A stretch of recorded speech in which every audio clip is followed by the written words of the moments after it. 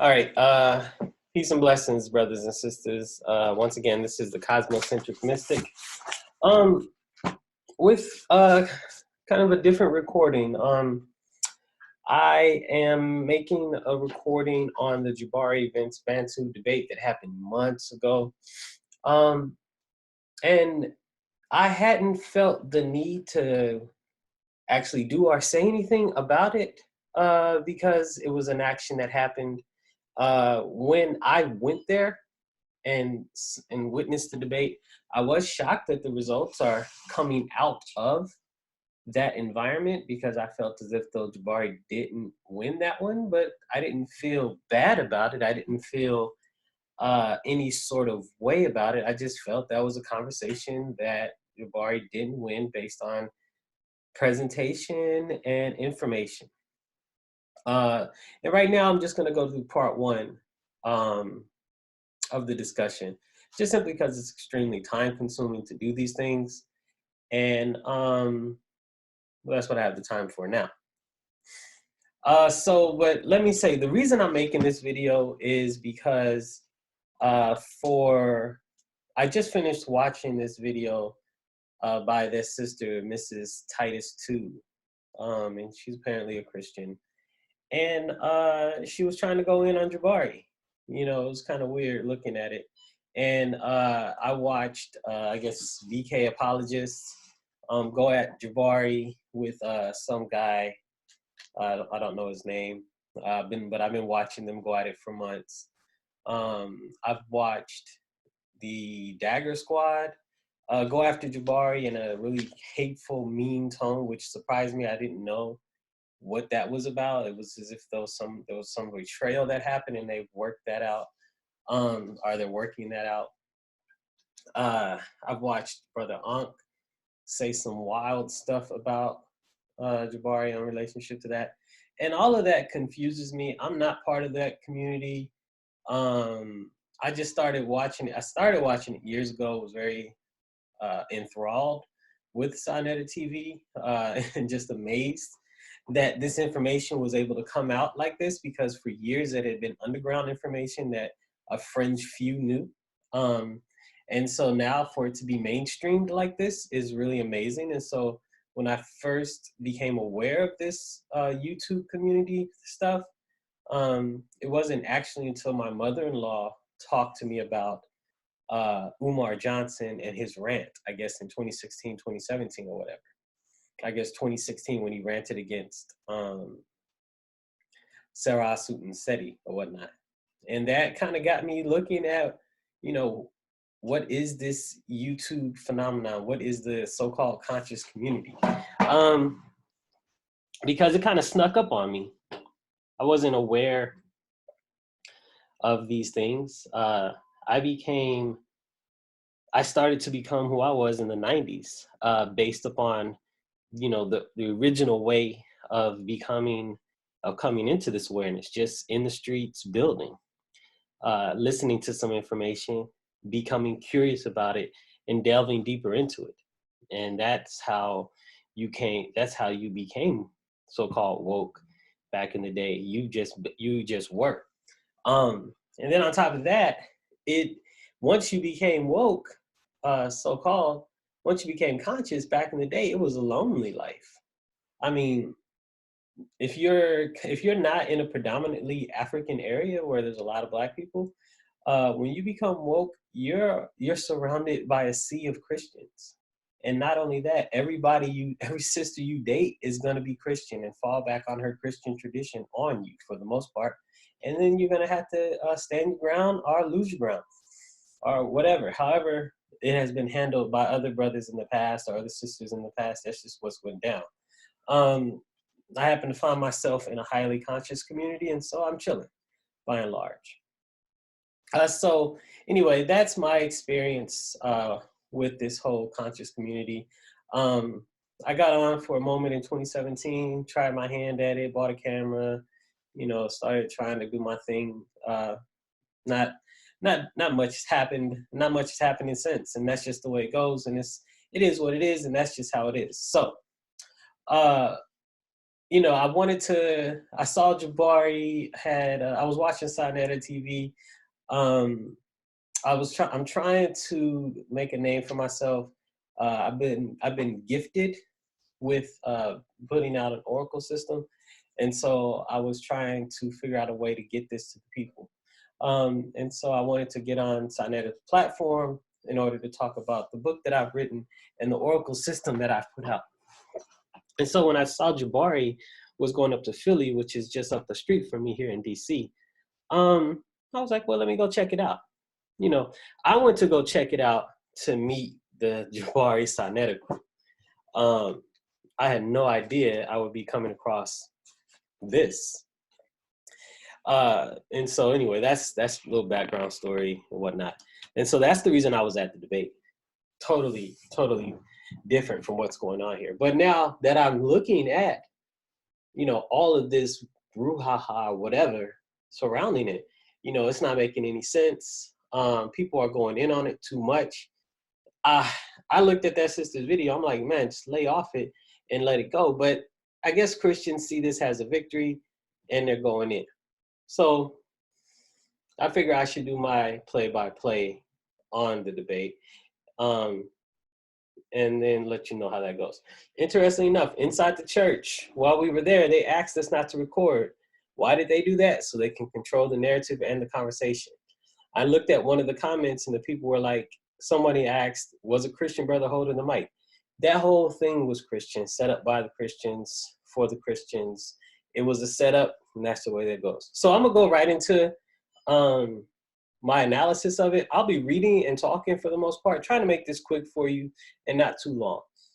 So here we go. So I think I already told you I'm in the opinion that Jabari lost the debate in the moment and at that place. Once again, I was there, felt the mood of the crowd, and the fact that I'm posting this is because there's questions about the debate and that reality.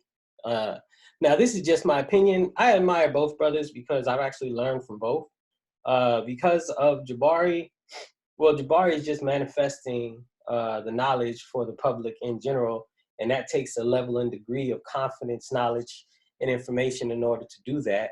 He has a level of decorum about him that's really admirable, and his teacher, Baba Heru, is my brother's teacher in Seattle, Kepra Patah, and much respect along the traditional lines. Brother Bantu has a depth and knowledge of ancient Christian history that forced me to go search.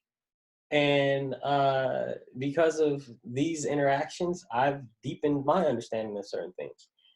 If needed, I'll explain it, but right now we'll just go back. We'll just keep going. If I can click fast forward. Okay. So this is hindsight, and this is what I noticed with some of the mistakes Jabari made. So Jabari got the mic at 11:38 and doesn't really start his part of the conversation until 16:28 or so. So, and at 17 minutes, he starts talking about offset. I feel like this is a waste of time because, but I understand because he's in a hostile environment. And his first goal, I believe, was to make a connection with the people.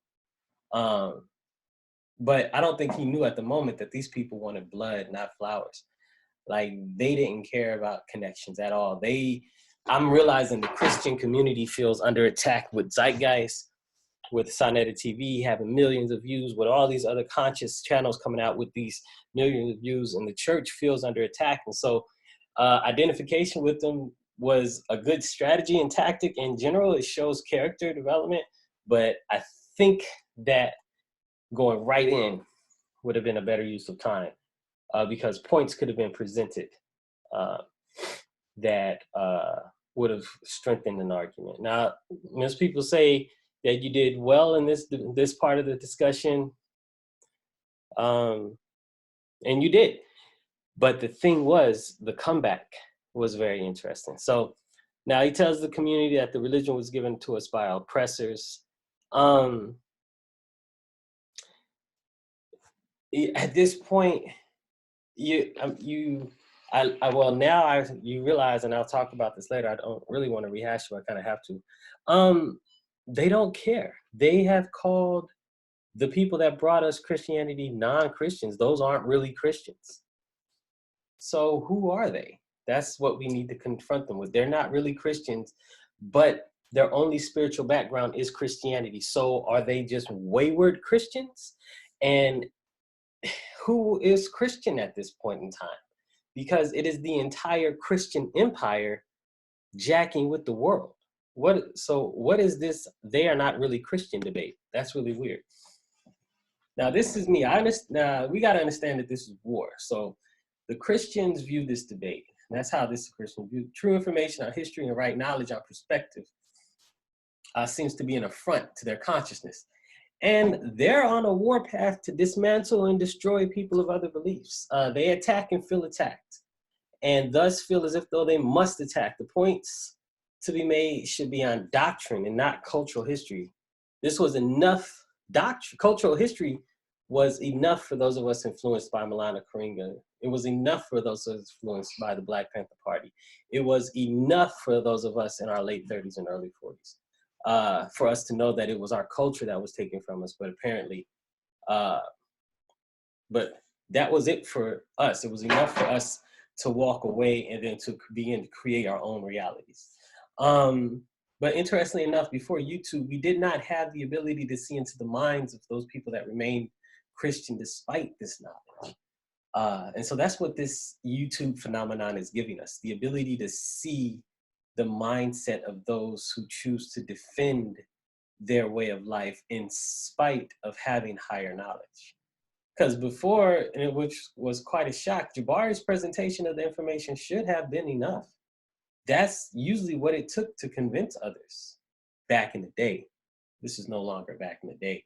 And so I think it was one of the people, Brother Berean, who has said that these people have been looking at these videos, dissecting them, deconstructing them, and figuring out ways to go at people on Sonetta TV. And so then what we see here is the first strike of an apologetic coming after someone in the conscious community. And so this was the first strike, so to speak. And now I've talked with my brothers and sisters in the area, and they're like, so what? And to a degree, they are correct, because brothers and sisters on the path that are led towards the path of higher spiritual knowledge will walk that path regardless. But at the same time, there is an energy that drove me here, that led me here, and that allowed me to witness this discussion. And so I have to acknowledge and honor my position in this discussion. The brothers and sisters that I have spoken with were not at the debate.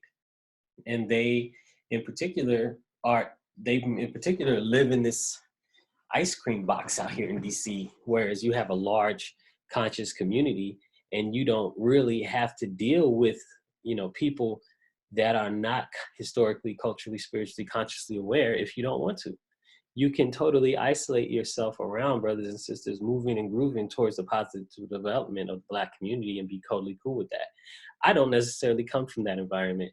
And so, I have a different take on these things. But moving forward, I got a short amount of time. I'm gonna try to get through this. Jabari's first mistake was attacking the European influence on Africans. So this is not something that the Black Christian community, it seems like, this is not something that they particularly care about. So this is related to their understanding, their historical, cultural, conscious understanding of slavery and what that actually meant for people of African descent. It's not as if though we were Christians made slaves, we were Africans with a different cultural, historical, social, political, spiritual background turned people that were in bondage and then given a religion that helped enslave us. This was Jabari's approach, and enough back in the day, but not enough today and not enough for then. Because here, the Black mind excuses this behavior by saying these people were not true Christians. And we'll see that in a video in a second.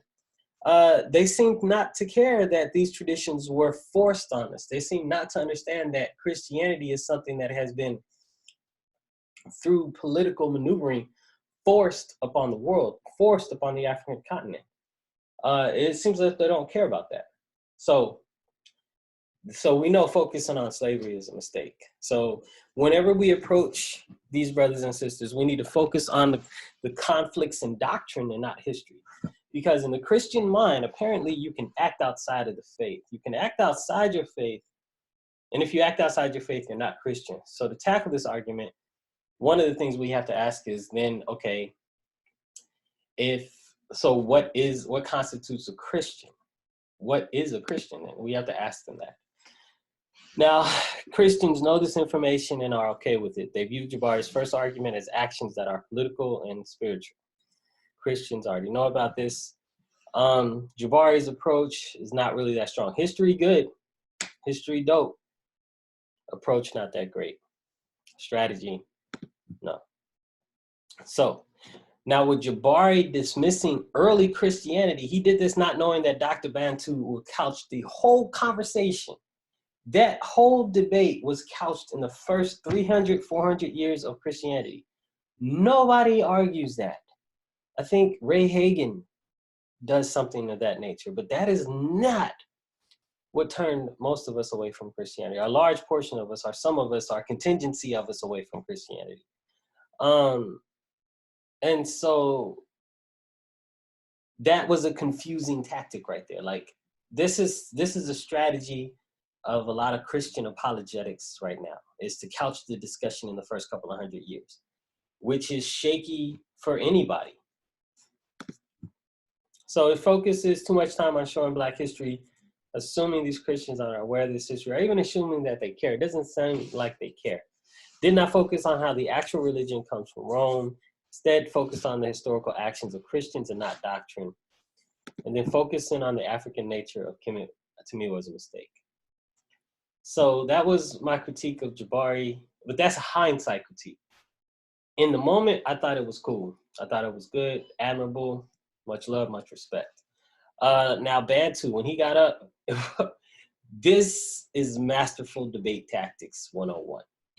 So his first successful strategy was to couch the conversation in definition. Then he just threw away the last 500 years of Christianity. That doesn't matter. So he appealed to the consciousness of the audience. You could feel it in the room. And then by saying that he doesn't claim the representation of Christianity of the last 500 years, he washed his understanding of the argument. It was like done with. After that, he claims that all nations came to their understanding of the Jewish God in their own way. So instead of defending the actions of the Christian adherents, he couches his discussion in arguing for a belief.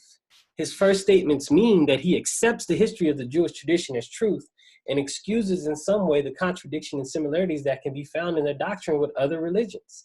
And so he's saying that this is God, this is the right and true understanding, these are the chosen people of God, these are the descendants of the chosen people of God. When they come to you, they have every right to take your understanding and your culture of right practice, claim it as their own, and then feed it back to you like they're giving you something new and telling you that this is the right way. He says in the debate that Yahweh is a Canaanite deity that the Jews claimed as their own, and fed it back to you, telling you that you're wrong. Let's listen to what he has to say. Good points Brother Jabari brought up in the rebuttal. But first, I want to give my answer to the first question. Is Misrat the white man's religion? Now I'm going to explain a little bit about some of these terms that we're using. Misrat. Misrat is an ancient Ethiopian word that means the gospel, or it means the good. And so I will be using the word Misrat frequently in replacement of the word Christianity. Simply to exemplify one of the points that I'm going to make, which is that Misrat has within itself the ability to translate itself into various languages and adapt its timeless universal message into different cultural milieu symbols and context. I'm using the word Nasrawi. When I say Nasrawi, this is an ancient Ethiopian word that would translate to, technically means Nazarene in the context that it's used in ancient Ethiopian. Same way when I say Nasrawi, I mean Christian. When I say Misrat, I mean Christianity. I also want to do a little bit more definition I mean when I say Bisrat, right? I'll probably weave in a little bit of rebuttals into this conversation. One central point that I'll be sharing with Jabari is that the vast majority of what he just shared, which is very true, ugly history in Christianity, is not something that I am here to defend today. I do not defend that. I do not claim that. That is not my religion. That is not my belief system. The Bible that I believe is the inspired word of God says that if you see your brother or sister in need and do not have pity on them, the love of God is not in you. The Bible also says in Isaiah that those who oppress the poor, God does not hear their prayers. So what Brother Jabari showed me when I also visited Almighty, we all are very well familiar with a Europeanized Christianity that has and still does oppress our community is not something that I claim or am a part of, and therefore I'm not here to defend today. So we don't need to even talk about that. So there he goes right there. Dismissed everything. Bam, out the door. We don't care about what Christians did over the last 500 years. They weren't real Christians, but their Christian behavior had real ramifications. And that's real. That's true. Now, he also says, and he's correct, the doctrine of white supremacy did not originate with Christianity, but the philosophy of Christianity supports the spirit of white supremacy. I say Christianity here, but I meant to say white supremacy. So Christianity has a spirit inside of it of empire. Its adherents are encouraged to go out and war with people that are not Christians and make them Christians. There's a spirit in them that says, I have to convert you. I have to show you this is the right way. This is why you have the missionaries going to different countries. This is why you have missiology as a field of study in Christianity. And we'll come across that a little bit later because we have to realize that Dr. Bantu is Dr. Bantu. And so he has techniques at his disposal for professional Christian promotion.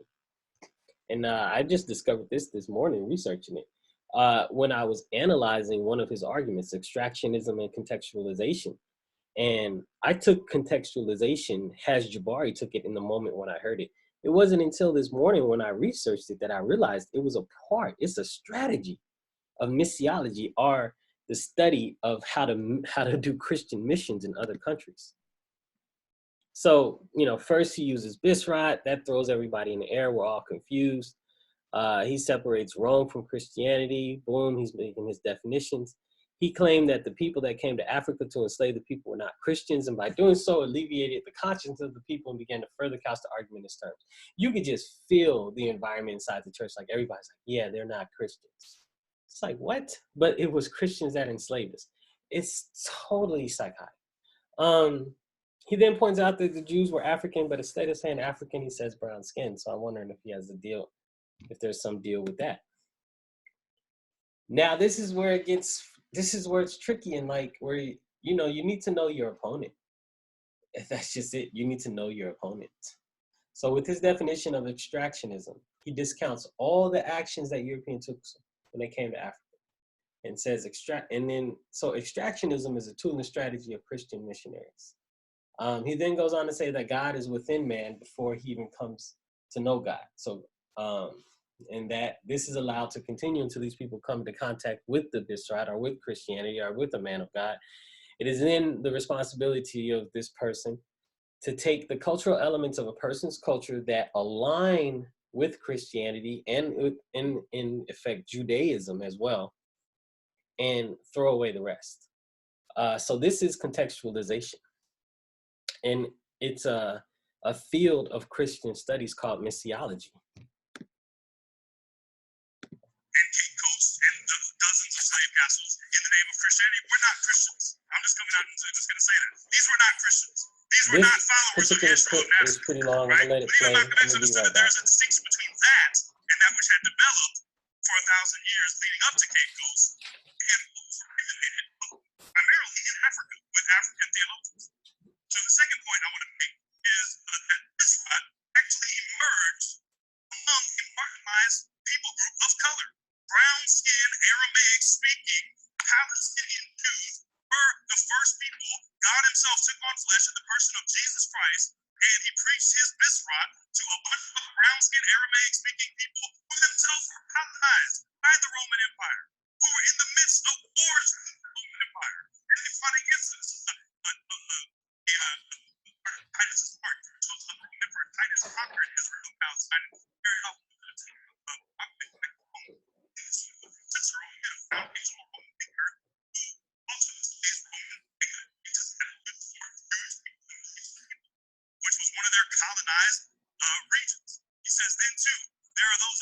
revenue farmers, and what misery to me were the miseries of those to whom I owed so much, had handed them over as slaves to Jews and Syrians, themselves peoples born to be slaves, had handed among a colonized race between what we and God is working and speaking, even in the religious practices of people before they come to fully know Him in the person of Jesus Christ by grace through faith. So there are elements in every culture and every religion that harmonize with the truth and with God's truth as communicated in the Bible. And where that happens, we embrace those things. We use them. That's right. Where they are harmonious, where they are in contradiction, we reject them. Now, when you read in missiology what contextualization is, it sounds like he just pulled that statement from a class.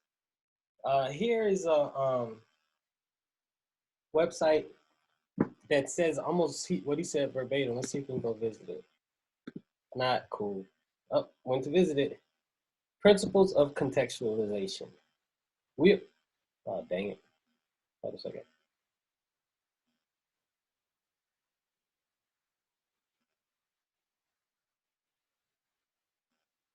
Let's see if we can new share. Okay, that's what's being shared right now. Okay. Oh, snap.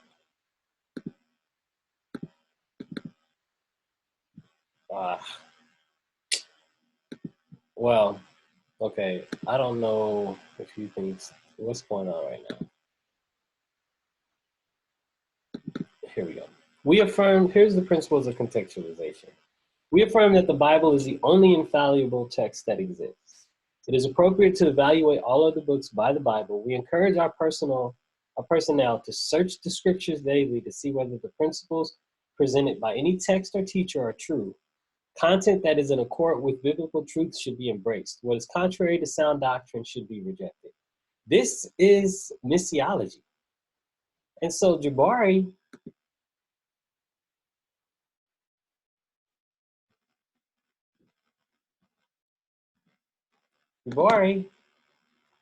was up against a whole field of study. Nobody knew it when contextualization was mentioned. He says again at 4550, my salvation plans, talking about God, will reach out to the ends of the earth. So this is a conquering, domineering philosophy that ultimately does not leave room for other understandings to be correct. The best you can hope for, according to his last statement, is to be mostly wrong with some elements of truth. This then begs the question, what would those elements of truth in other cultures be? Because the Old Testament Bible goes through great lengths to discount, discredit the practices of the indigenous cultures around them. Because wherever they go, they find these people's practices. So they go through a lot of lengths and saying, don't do this, do this, do. I mean, it's a very strict way of being Jewish. So essentially, if you don't run across Jews in other cultures or Jewish traditions in other cultures, your job is to attack. His argument is a basic apologetic argument, appealing to the apologetics already in the Bible and explaining that all people are God's people and that the New Testament is written for the people. He says that the biblical and natural God are actually Canaanite deities, but says that it's okay because the Jewish understanding of God is still the correct one, acknowledging the syncretic nature of the religion and dismissing it at the same time. At 4750, he says that he's okay with the fact that the Jews took other people's names for God, claimed it as their own, said Yahweh is going to be the name for our God, although it's the name that Canaanites used for God, and then condemned the people they borrowed it from. So here he admits to the Jews borrowing elements from other religions. Now, can we say that later Jews continued this tradition of borrowing elements from other religions and claiming it as their own, like the Jesus myth? Interesting. I can also point out another myth in which you have the Cain and Abel argument. Oh man, that's a whole nother thing. I want to get through this. I think I'm almost done. So he acknowledges that later on Greeks still did this. He acknowledges that the book of John uses a Greek term to identify Christ, the logos. a term that is Greek, not Jewish. He says that taking other people's ideas and calling it Christians are Jewish is what is supposed to happen. He's okaying all of this. And then he's confusing people because nobody's ever talked about Christianity entering Asia. That's not the conversation people have, but it happens and he brings it up. It confuses people. Like, what are you talking about? He brought new information to the conversation, but did he inherently change the context of the conversation? No. Christianity is still mythology, trying to be passed off as history. If anything, he's giving us more information to go on in order to strengthen our discussion about why it is important for you to free your rational mind and to reclaim your African heritage. Peace.